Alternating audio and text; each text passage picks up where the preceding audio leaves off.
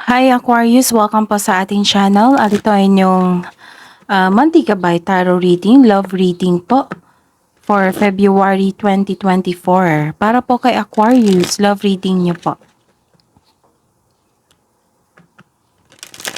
Please be reminded that this is channel reading po, so maaari kayo makarelate o hindi. Just take what resonates, gamitin ang reading na ito bilang gabay lamang. Balik po kayo dito bukas para sa ating daily gabay tarot reading. Please like, subscribe, and click bell button for notification para updated po kayo sa daily tarot reading natin. Para po sa gusto magpa-reading, maaari nyo pong makuhang link na sa description box po ito. Message nyo lang po ako sa messenger. Maraming salamat po.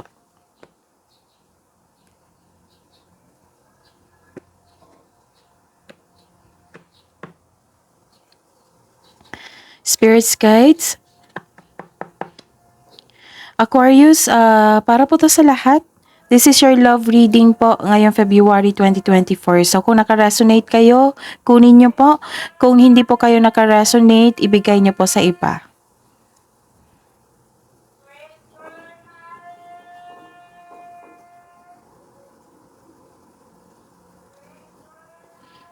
Okay. Again, kung naka-resonate po kayo, kunin nyo po. Kung hindi po kayo naka-resonate, ibigay nyo po sa iba kasi general reading po ito. So, Aquarius, magsimula na po tayo. Isipin nyo po yung person nyo po. Isipin nyo po yung person nyo po ngayon. Okay? Spirits Guides, ano po ang ganap sa buwan na ito ngayong February 2024? Love life po ni Aquarius.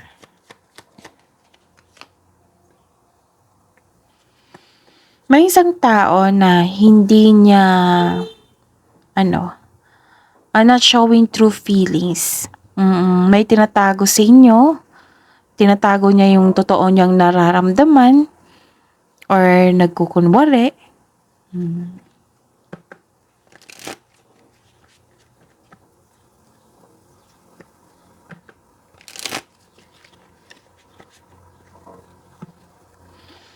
Spirits guys, ano pang ganap sa buwan na ito para po kay Aquarius? Love reading po nila. Love life po ni Aquarius ngayong February 2024. Mag-ingat po kayo sa isang tao na narcissist. Okay? Marunong po siya mag-charm. Babae po ito. So put boundaries kung kinakailangan po. Huwag niyong hayaan na makapasok to sa inyong buhay.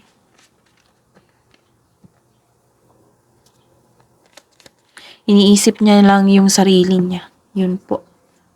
Maaring siya to. Itong hindi tinatago niya yung totoong ugali niya or nagkukunwari lang po siya sa inyo. Hindi po siya totoo. Ano po ang ganap sa love life po ni Aquarius ngayong February 2024? Spirits guide. May seduction. May seduction po dito. May dating, flirting, may nakita kong dating, flirting, attraction dito. Pwedeng temptation na ito ha, kasi may nakita kong third party dito na issue. Okay? Okay.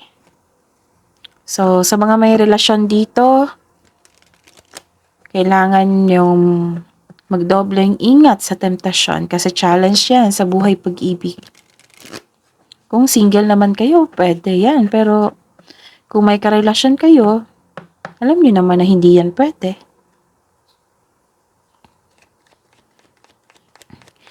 Ano po ang energy ni Aquarius ngayong buwan na ito? Love life po nila. Energy po ni Aquarius. Sa love life po nila. Love reading po nila ngayong buwan na ito. Aquarius. Energy. Clarification po sa card na ito.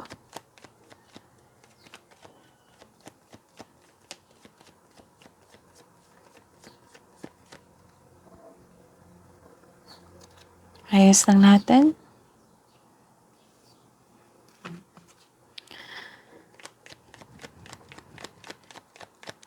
Challenge po sa buwan na ito, February 2024, love life po ni Aquarius challenge. Clarification of this card po.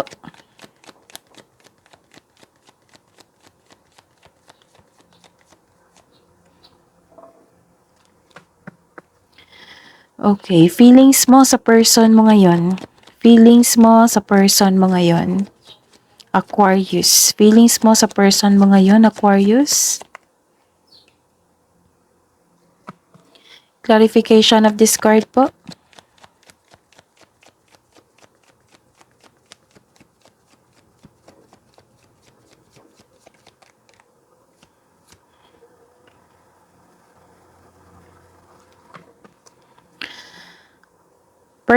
Your person's energy po, Aquarius. Aquarius person's energy. Isipin niyo po yung person niyo ngayon, Aquarius. Energy po nila. Clarification of this card po. Your person's energy. Clarification po sa card na ito. Okay, by the way, Aquarius, happy birthday po. May birthday po reading tayo, may birthday reading po tayo. Check nyo po sa channel natin, scroll down nyo lang po. Andun po yung birthday reading nyo po. At check nyo po yung 2024 Gabay Tarot reading nyo po at 1 year. That is 1 year, 12 months Gabay Tarot reading. Uploaded po noong December 2023. At may bago pa tayong mga upload. Separated video po yung Aquarius. Okay, first quarter, January, February, March 2024 Gabay Tarot reading. February 2024 monthly Gabay Tarot reading. At February 1 to 15, 2024 Gabay Tarot reading. Okay, so may daily tarot reading tayo, so check nyo rin po. Ngayong buwan na ito, February 2024, love reading po ni Aquarius. Okay. May nakita ko ditong pag-move on po. You're walking away pag-move on. Sa isang tao na hindi totoo sa inyo. May nakita akong pag-atras dito, pagtakas sa isang sitwasyon, bagay man, lugar o tao. Nirelease mo ito. Iniwan mo ito kasi hindi na po kayo masaya. Umalis po kayo for your own growth. Umalis po kayo kasi toxic na. Umalis po kayo kasi hindi na kayo masaya. This may feel distressing sa ngayon pero wag mong hayaan na makulong kayo sa kalungkutan. Kailangan mo ng aksyon para magkaroon kayo ng totally na freedom po. You are walking away from a relationship that no longer serves you. Posibleng nagkaroon ng unhealthy relationship. Posibleng nagkaroon ng unhealthy relationship kaya nagdesisyon kayong iwan ito. It may be ikaw ito or ang kapareha mo. Ito yung ginawa niya. Pwede rin ito sa family niyo to ha, or matalik mong kaibigan. So you are walking away and moving on. You have your own freedom. Okay? Iniwan mo to kasi hindi siya totoo sa inyo. Okay. Napanghinaan kayo dito Nakikita ko dito na hopelessness and despair. Pero ayaw nyo na mag-overthink. Kinakaya nyo ang sitwasyon. Kaya nag-decide kayo na umalis na kasi hindi na nakaya. Kahit anong pag-uusap, hindi na talaga kaya. So, ayun, yung energy. Walking away. Pwede din ito nagstay kayo sa isang relasyon, pero umiiwas kayo. Parang hinahayaan nyo nang matapos. Ganun. Pero alam mo na hindi siya totoo sa inyo. Ito yung bigat na nararamdaman mo Pero nag-decide po kayo na ayaw nyo na mag-overthink. Kinakaya nyo yung sitwasyon at nag-move on po kayo. So, ano yung challenge? Okay? The challenge is nagkaroon ng clarity. Nagkaroon kayo ng maraming ideas. Nagkaroon kayo ng determination. Nagkaroon ng ideas na agad mo binigyan ng action para magkaroon ng maagang resulta. Ano kaya ito, no? Tapos sa mga dyan, may nakita ko message for single dito.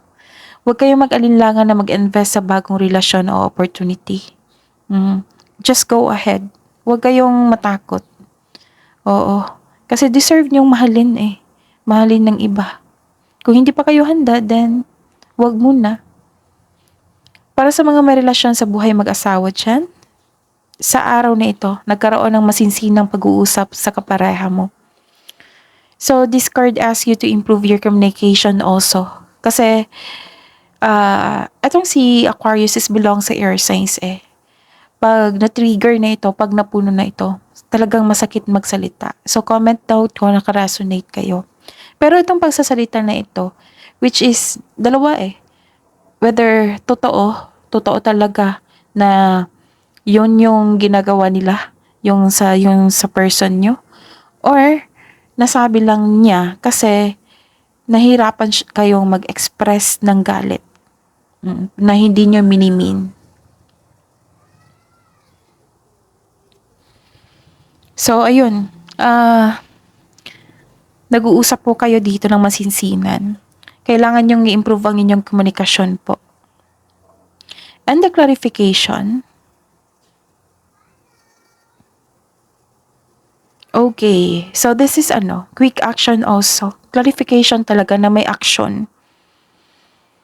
May message din sa mga single dito na may parating kayong romantic partner na papasok sa inyong buhay ngayon.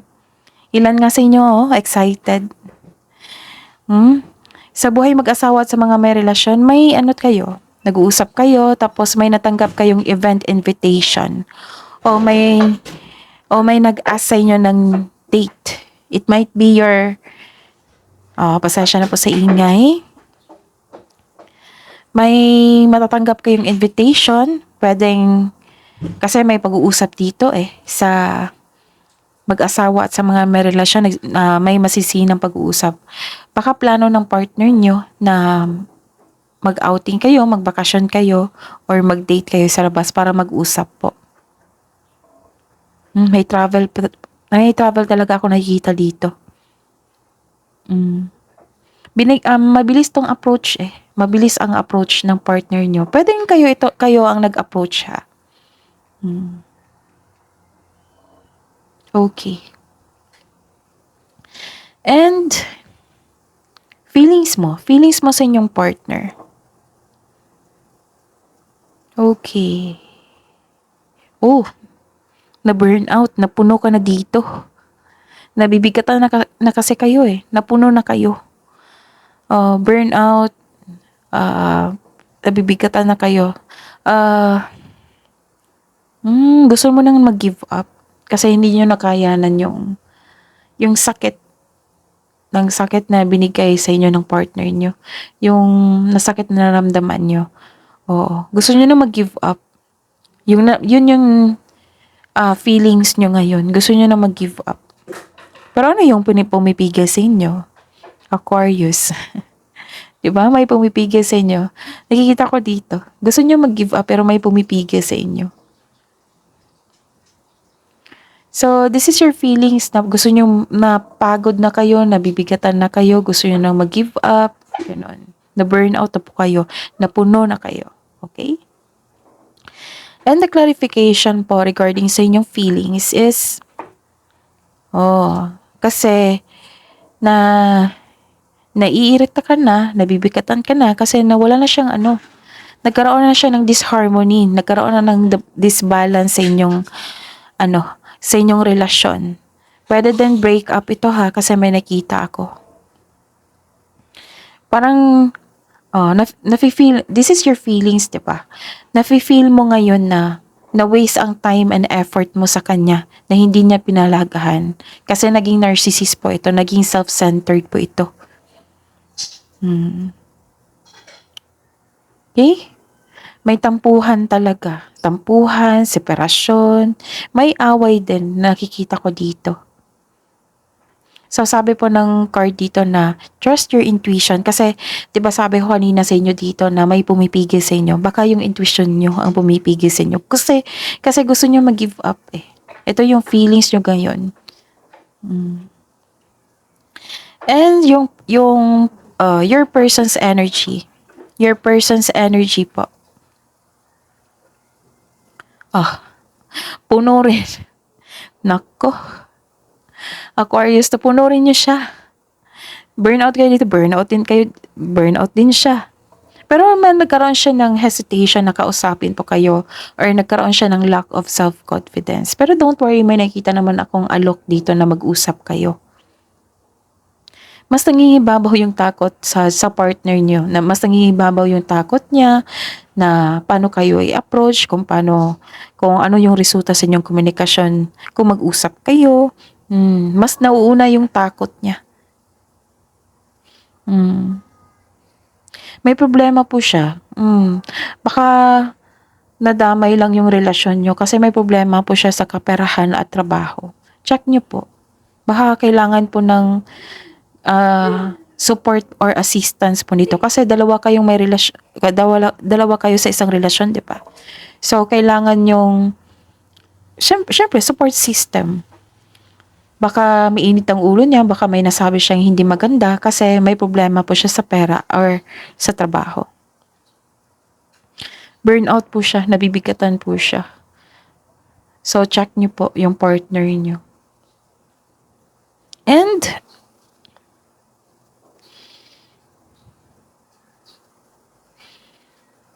okay. May fear talaga. May takot po siyang nararamdaman yung person niyo. Gusto niya mag-move on pero may takot mas nauuna yung takot niya kaysa pagbigay ng aksyon. May naalala din siya sa, yun nga natatakot siya to have an action kasi nasaktan na kayo dito.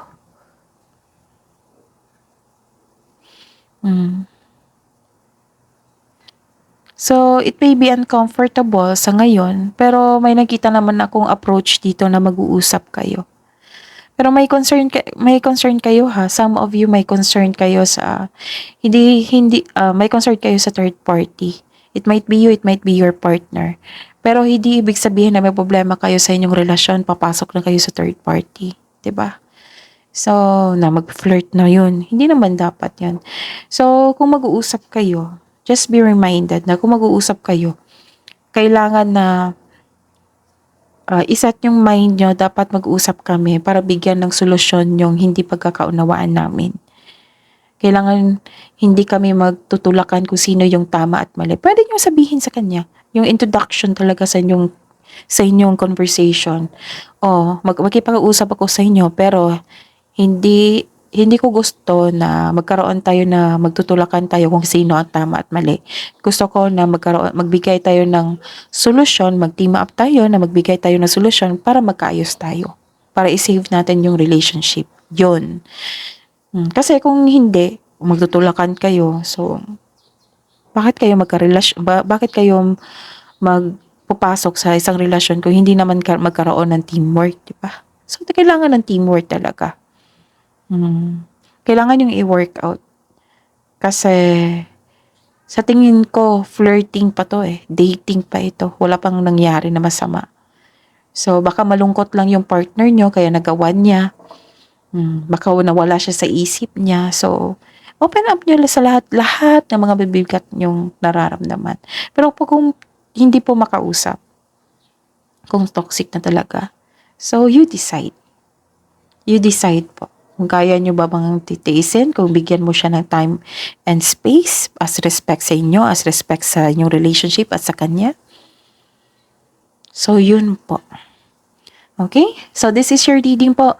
Aquarius, ngayong February 2024. Love reading nyo po, Aquarius. So, kunin nyo lang po ha kung naka-resonate kayo. Huwag nyong kunin. Huwag niyong kunin kung hindi kayo naka-resonate. Ibigay niyo po sa iba. Tapos comment kayo. Comment down po kayo kung naka-resonate kayo. Okay? So, share po. Maraming salamat po sa mga patuloy nagtiwala at nagsuporta sa ating channel. Tapos, share po kayo ng comments. Okay? Maraming salamat po. Please like, subscribe, and click bell button for notification para updated po kayo sa daily tarot reading natin. Maraming salamat po.